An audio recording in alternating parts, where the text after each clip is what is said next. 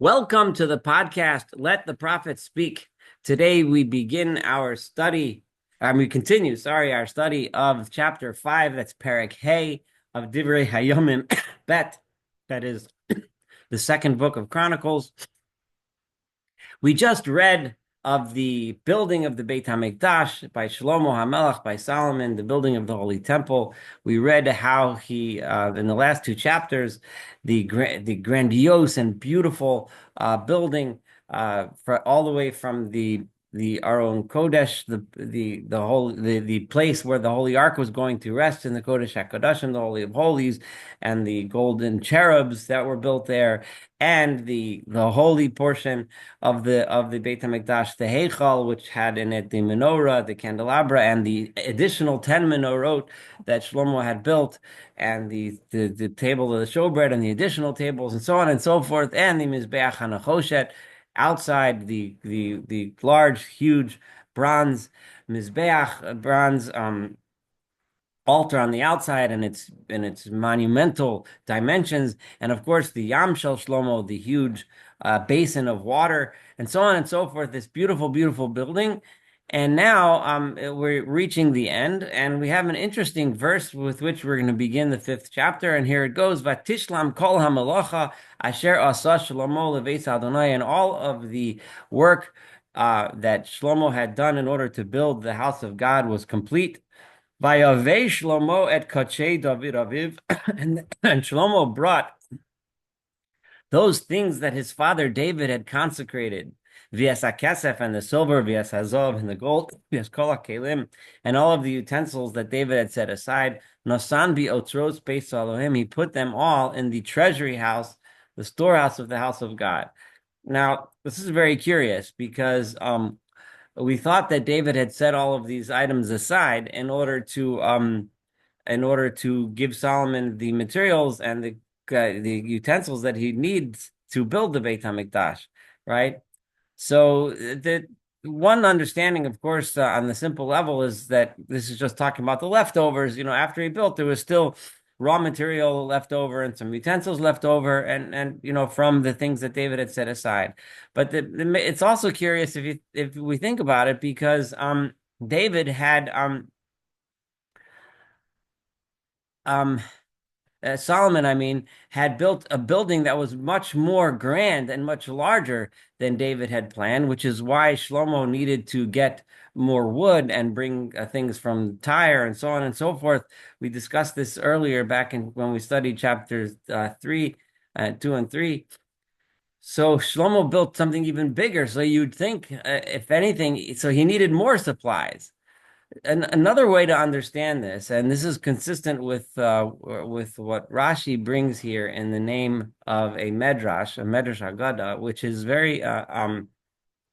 it's really a very interesting, nice thought, something that, as usually Medrash, I try to stick to pshat in this. In other words, pshat meaning the simple, plain meaning of the verses.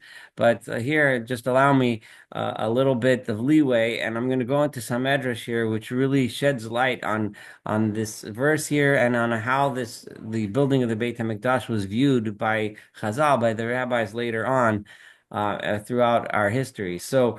And that is that, let's take this verse for what it actually says, which is he took the holy vessels, the things that were consecrated, and the silver and gold that David had consecrated for the Beit HaMikdash, and put it in the storehouse, meaning that he didn't use the things that David had set aside for the Beit HaMikdash. The Medrash understands this in one of two ways.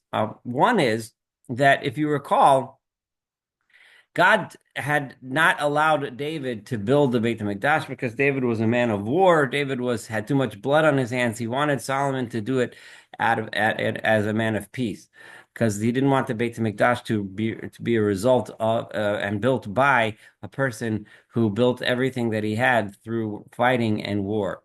Even though those wars were necessary and legitimate, it's still not something that God wanted his house to be founded upon. So one of the Midrashim explained that Shlomo, and if you recall, also David had, when he won those battles, he would destroy the houses of worship, the idol houses of idol worship from those those countries or those nations, people, cities that he had conquered, and he would take the gold and consecrate it for a future temple. So because Solomon knew that one day this building might not it might be destroyed or might be attacked by enemies, and the people will say that, why did God destroy the temple? Because it was built out of the things that were stolen from everyone else.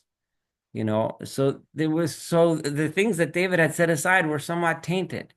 Solomon, on the other hand, ruled in a peaceful kingdom, and built wealth legitimately. Um, and did not engage in the destruction of other nations as his father David had.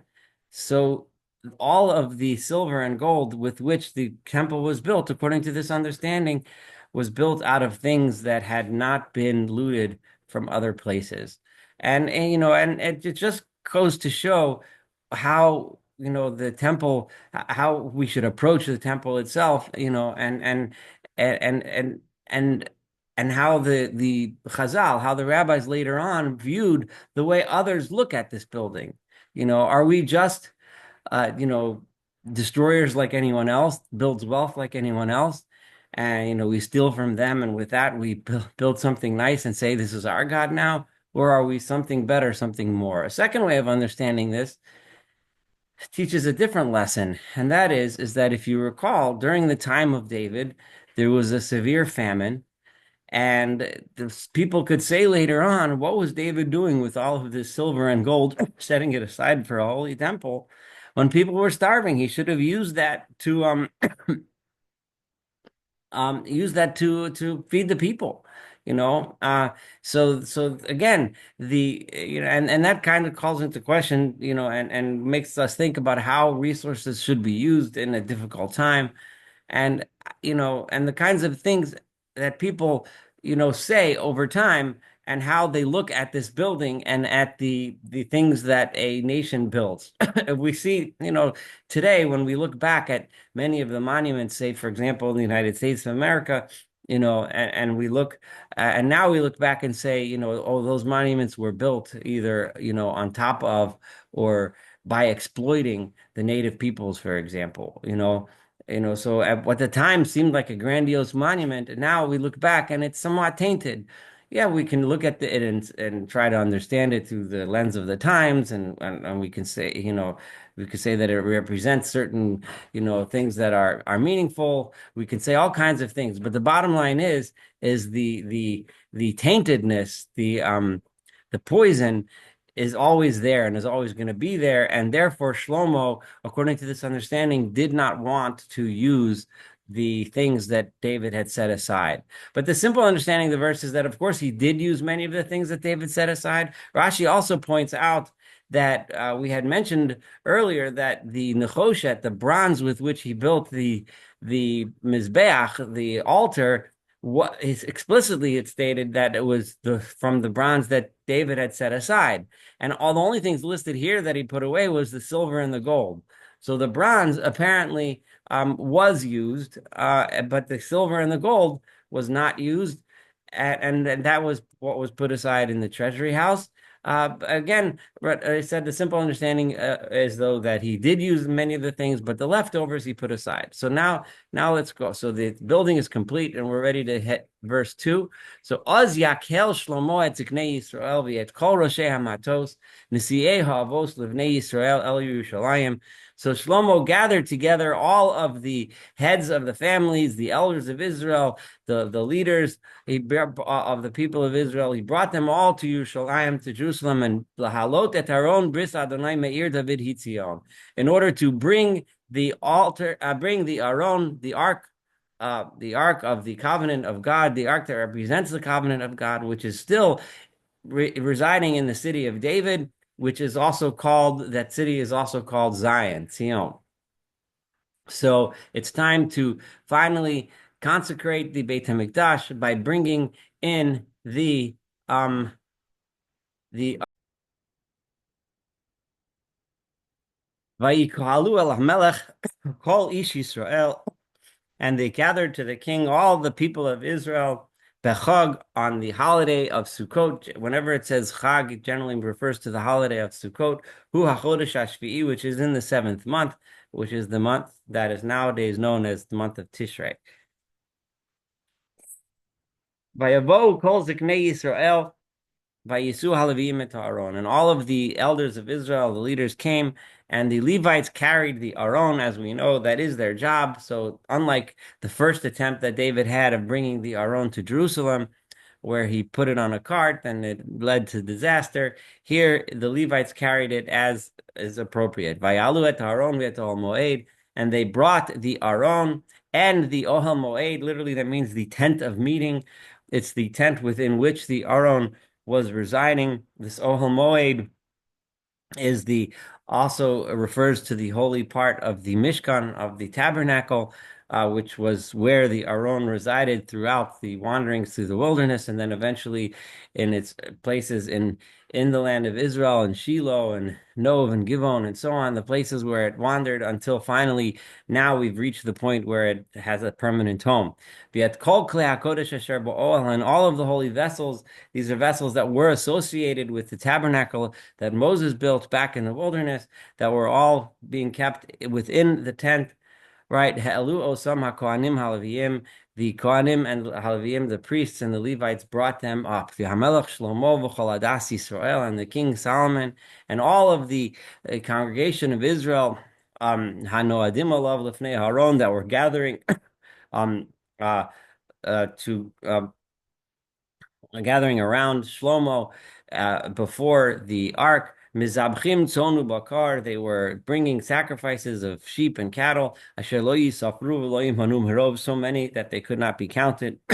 Vayaviu haKohanim et Aron brit Adonai al mikomo, and the priests, the Kohanim, then brought the Aron, which represents the covenant of God, the Ark of the Covenant, El Mekomo, into its place, its final place where it's supposed to stay, El Devir Habayis, into the sanctuary, the inner Devir of the house of God, El Kodesh HaKodeshim, into the Holy of Holies, El Tachat Kanfei HaKruvim, and put it to rest underneath the wings of the cherubs. These are the large cherubs which Shlomo had built that we described back in chapter 3.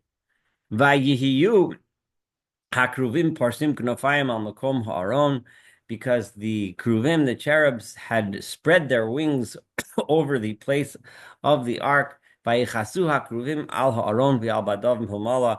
We described how those wings were spread back in chapter 3, and those wings were covered over the Aron and the ark and its poles milmala from above it. Vayarichu habadim, and the poles were slightly longer, the poles with which were attached to and with which the ark was carried.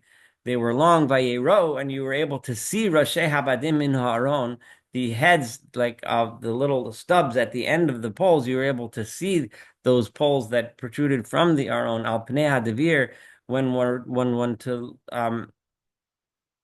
look at the front of the devir, of the holy section of the house of the temple. But they could not be seen from the outside. And until this day, that is where the Aron is resting.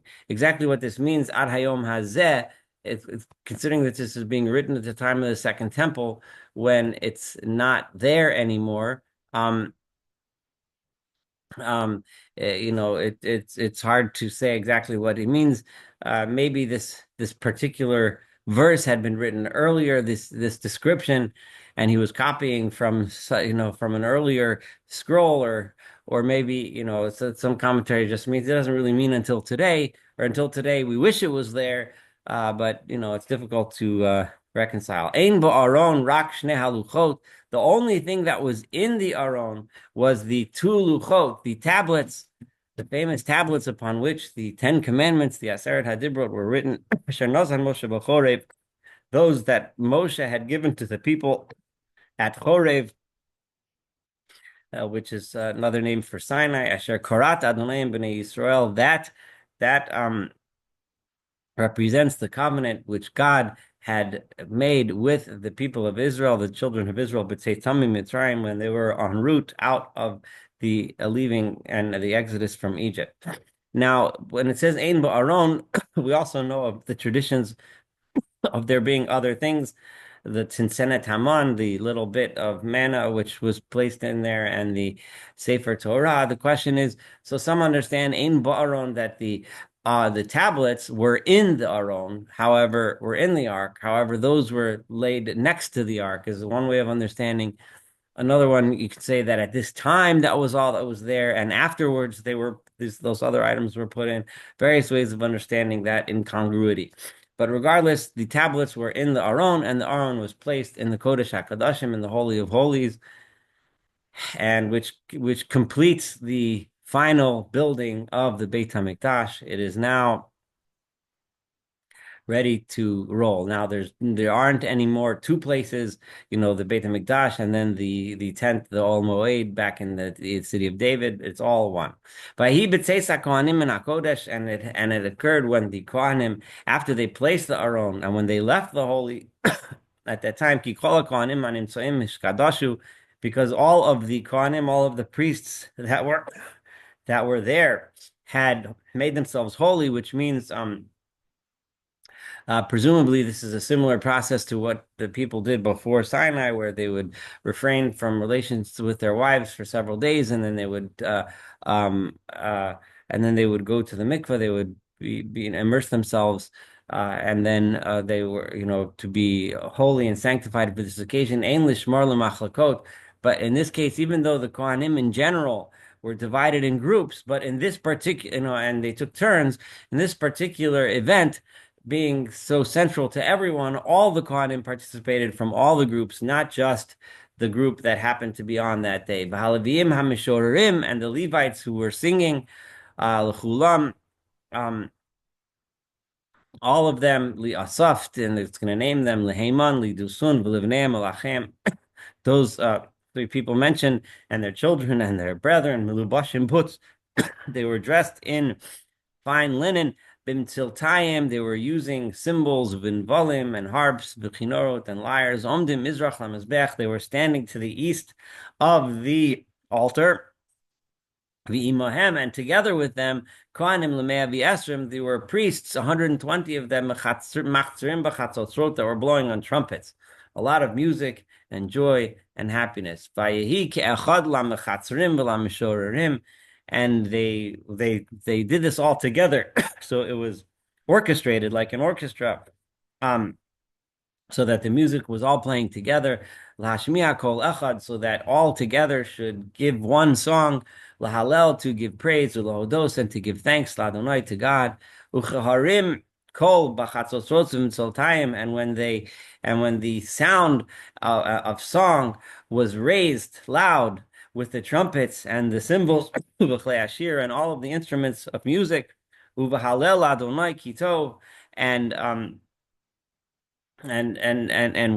with great praise to God, for God is good, ki l'olam chasdo, because his kindness is forever upon us. V'habayis molei onon beis Adonai. With this song, when the people came and gave praise to God and song together in unison, the house then filled with the cloud that represents the presence of God. God thus showing that yes, he resides here. That cloud, which was signified and was a symbol of the presence of God as they wandered through the desert, now comes again to show that he is here with the people. And note, we emphasize that all the Kohanim, right, all of the priests, no matter which group they were a part of, all the Levites, no matter which group they were a part of, and all of the singers together gave praise to God. That is when the presence of God demonstrated that yes, he is with the people. Because the cloud the holiness of the cloud was so intense that the priests could no longer stand in the holy parts of the Beit HaMikdash, because the honor of God, as represented by this cloud, filled the house of God. So this is the end of this chapter. This momentous and monumental and incredibly important occasion in the history of the Jewish people, in the history of the world, the establishment of Solomon's temple in Jerusalem. and God indicating his presence with this cloud, the representation of God in a cloud, God as something that's somewhat that's both close to us, but and he's with us because he's demonstrating his presence, but also somewhat difficult to access, somewhat mysterious, is something that we're going to discuss a little bit when we start the next chapter 6 together, when we read Shlomo's speech, Shlomo's this version at least, the Chronicles version, as opposed to the Book of Kings version of Shlomo's address to the people upon this occasion. Thank you so much for studying chapter 5 together with me. Looking forward to studying, excuse me, chapter 6, and of course, the rest of this wonderful Book of Chronicles. Have a wonderful and beautiful day.